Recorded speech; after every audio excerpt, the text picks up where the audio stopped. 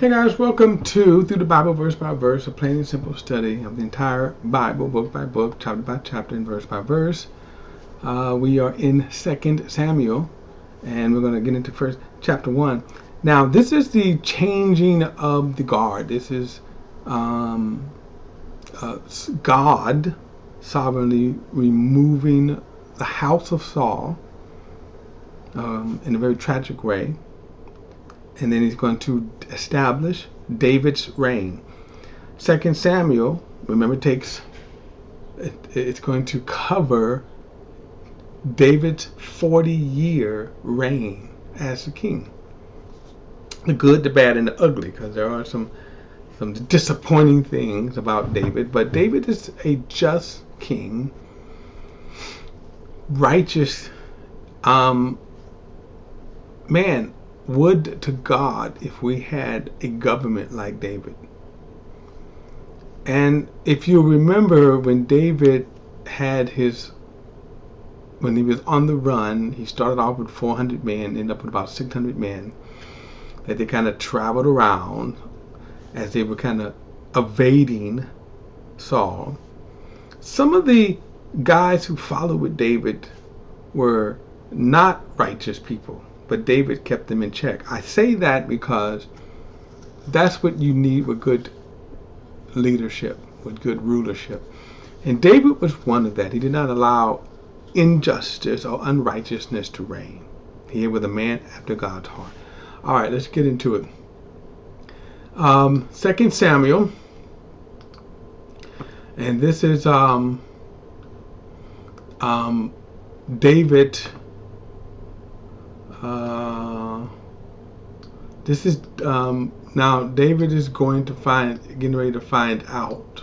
Now remember, in the last chapter, the last chapter of 1 Samuel, Saul is killed, Jonathan is killed. That's one of the saddest part of that. There is a wisdom why God in removing the house of Saul. There's a wisdom for that, and I'll get to that later. But right now, this is going to be Saul. Okay, here we go. Move this down a little bit here. All right. All right. There's going to be a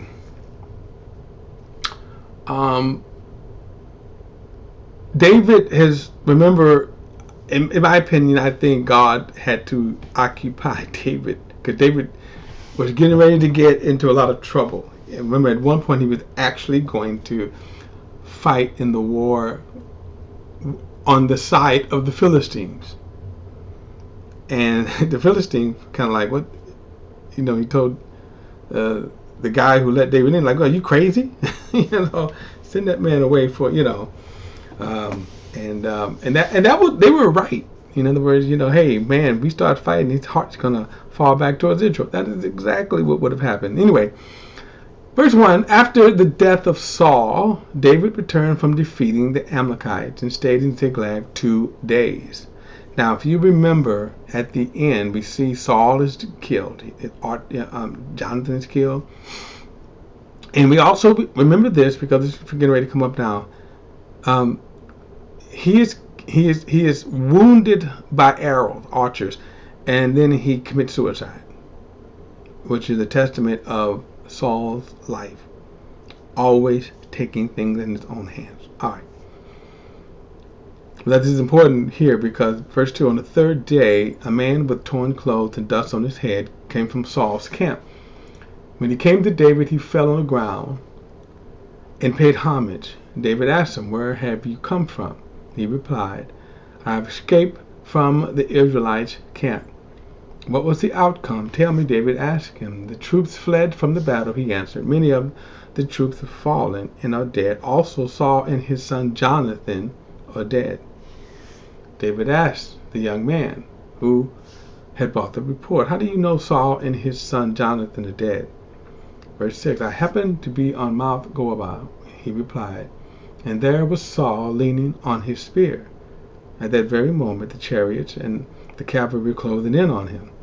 And when he turned around and saw me, he called out to me. So I answered, I'm at your service. He asked me, who are you? I told him, I'm an Amalekite. And then he begged me, stand over me and kill me, for I am mortally wounded, but my life still lingers. So I stood over him and killed him, because I knew that after he had fallen, he could not survive. I took the crown that was on his head and an armband that was on his arm, and I brought them to my Lord. Let me get rid of this thing here. I gotta get rid of this here. Okay. Let me see here. Hold on, y'all. Let me see if I can get rid of this bottom ribbon here. I can't. All right. Anywho. All right. I was trying to get rid of this bottom thing here. Yeah, I can read here. All right. Verse 14. David questioned him, how is it that you were not afraid to lift your hand to destroy the Lord's anointed? Now, you remember David was convicted just by cutting the skirt, the little corner off of his robe. And David summoned one of his servants and said, come and kill him. The servant struck him dead. Now, this is one of the most bizarre things here, that this man died over a lie. Right? He died over a lie. Later, David is going to recall that and said, this man thought he was going to find favor with me. He thought he was actually doing me a favor. He actually thought he was going to, hey, but see, this man did not have the righteousness, the righteous heart, the righteousness of God. And his miscalculations, of course, cost him his life.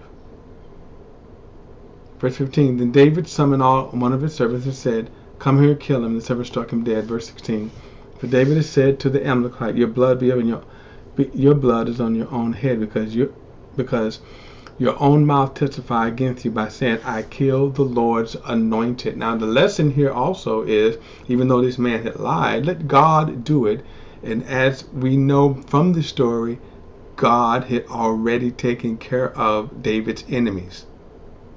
God had already taken care of his enemies by, himself, bringing destruction upon the house of Saul. And our takeaway could be, we don't need to take things in our own hands. Let God fight our battles. If God is not fighting your battles, and you are fighting your battles, you're not going to like you're not going to like the outcome of your fighting your own battles. The peace, a lot of other stuff. Okay, verse 17. David sung the following lament for Saul and his sons Jonathan, and he ordered the Judites to be taught the song of the bow, and it is written in the book of Jezar. Now, remember I mentioned him last time, the book of Jezar. There's somewhere that's out there called a book of Jezar. Maybe it's lost in some kind of archaeological dig. All right. Verse 19, the splendor of Israel lies slain on your heights. How the mighty have fallen. Do not tell it in Gath. Do not announce it in the marketplace of Ashkelon. Or the daughter of the Philistine will rejoice, and the daughter of the uncircumcised will gloat. Mountains of Gilboa, let no dew or rain be on you, or the fields of offerings. For there the shield of the mighty was defiled. The shield of Saul no longer anointed with oil. Jonathan's bow never retreated. Saul's sword never returned unstained. From the blood of the slain, from the bodies of the mighty, Saul and Jonathan loved and delighted. They were not departed in life or death, and they were swifter than eagles, stronger than lion. Now, this is sort of David's kind of, again, honor to them. Jonathan was faithful to his father and served his father in his lifetime. Verse 24, daughters of Israel reaped for Saul, who clothed you in scarlet and luxurious things, who decked your garments with gold ornaments. How the mighty have fallen in the thick of battle. Jonathan lies slain on your heights. I grieve for you, Jonathan, my brother. You were such a friend to me. Your love for me was more wonderful than the love of women. How the mighty have fallen, and the weapons of war perished. Now,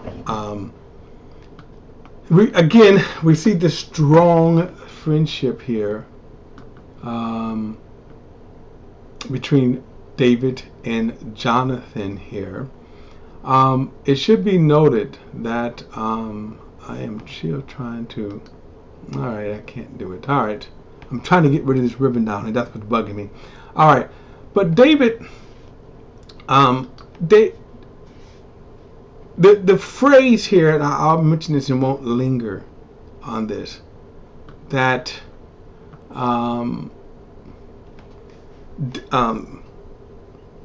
some people, and especially in the culture we live in today, try to suggest that there was a homosexual relationship between David and Jonathan, and nothing suggests that. But you also have to understand, when David says that his love, the love that he had for Jonathan was far better than that of a woman, keep in context how women were viewed back then. And so that's what I'm saying. So the friendship, yes, but keep in mind that women did not have as high a value as they should have, especially when we kind of go back to Genesis, from the garden in Genesis. Okay. All right. Verse 1, sometime later, this is chapter 2. Sometime later, David inquired of the Lord, should I go to one of the towns of Judah? And the Lord answered him, go. And then David asked, where should I go? To Hebron, the Lord replied. Now, when it says he inquired of the Lord, there was kind of three ways in which he would inquire of the Lord. The prophet would speak the word of the Lord. Secondly, it could be in a dream or some kind of revelation, dream, visions. And then third, the priest through the Urim and Thummim. Okay, often those are the three methods that God would speak and lead. The greater thing is that notice the heart that David had to ask and inquire of the Lord, and you contrast that with Saul. That Saul never inquired of the Lord. Saul did what he wanted, even to the very end, right? God, what should I do? Right? And then he didn't ask, he just killed himself. Verse 2, so David went there with his two wives, Ahinoam and the Jezreelite, and Abigail, the widow of Nabal the Carmelite. In addition, David brought the men who were with him, each one with his household, and they settled in the towns near Hebron. Now this would be the 600 soldiers. Verse 4, the men of Judah came, and there anointed David king over the house of Judah. They told David it was the men of Jabesh Gilead who buried Saul. And David sent messengers to the men of Jabesh Gilead and said to them, the Lord bless you, because you have shown this kindness to Saul your Lord when you buried him. Now may the Lord show kindness and faithfulness to you, and I will also show the same goodness to you, because you have done this deed. Now, what is again, keep note that David's heart, a godly heart, not a sinful heart. In the sinful heart, David could have been bitter. David could have gloated in the death of Saul. But the reason why he was able to have such a goodness in his heart is that he's recognizing where his blessings are coming from, which is coming from God. Now, a sinful heart, which would have been full of the works of the flesh, the sinful nature, hatred, right? Selfishness, self-centered. So David, if he had that, he would have, been gloating over the fact that Saul was dead. But as we see here, he's rejoicing in the goodness of God, and therefore he's able to see life through that prism, that lens. here. So therefore be strong and courageous, verse 7 again, for the Lord, for though Saul, your Lord, is dead, the house of Judah has anointed me king over them. In other words, you don't have to fear me, you have to fear retribution. The people were able to rejoice in justice, the kind of justice that God demands. Verse 8, Abner, son of Ner, commander of Saul's army, took Saul's son Ishbosheth, and moved him to Manahem, and he made him king over Gilead, Asher, Jezreel, Ephraim, Benjamin, over all of Israel. Interesting here that we're going to see a kind of full circle thing where in this brief moment you got Israel, you got a divided nation. You got Israel, and then you have Judah. David's going to consolidate that, and then in 80 some years from now it's going to be split again. But keep this in mind that Abner now is trying to establish the defeated Saul. And if, and I'm not going to do that, but I can't help but to do this, but it almost sounds like a certain presidential denial, right, of them losing the election, and then that followed by a certain attempted overthrow of the election. But I digress. Okay, verse 10. Saul's son Ishbosheth was 40 years old when he began to reign over Israel. He ruled for 2 years. The house of Judah, however, followed David. The length of the time that David was king in Hebron over the house of Israel was 7 years and 6 months. So we'll get back to that because David's total time would be 40 years. So 7 years in Judah, 33 years over the entire house of Israel. But you should know that during this time, you had a divided kingdom, and the transfer of the kingdom took a little longer, right? In other words, Judah anointed him king, but Saul's household did not. Verse 12: Abner, son of Ner, and soldiers of Ishbosheth, the son of Saul, marched from Manahem to Gibeah. So Joab, and son of Zeruiah, and David's soldiers marched out. They met them by the pool of Gibeon. Now, remember, Zeruiah is actually David's sister. We'll see that later. But he's actually David's sister. And Joab is actually David's nephew. And then it says the two groups took up positions on the opposite side of the pool. Then Abner said to Joab, "Let us have the young men get up and compete in front of us." "Let them get up," Joab replied.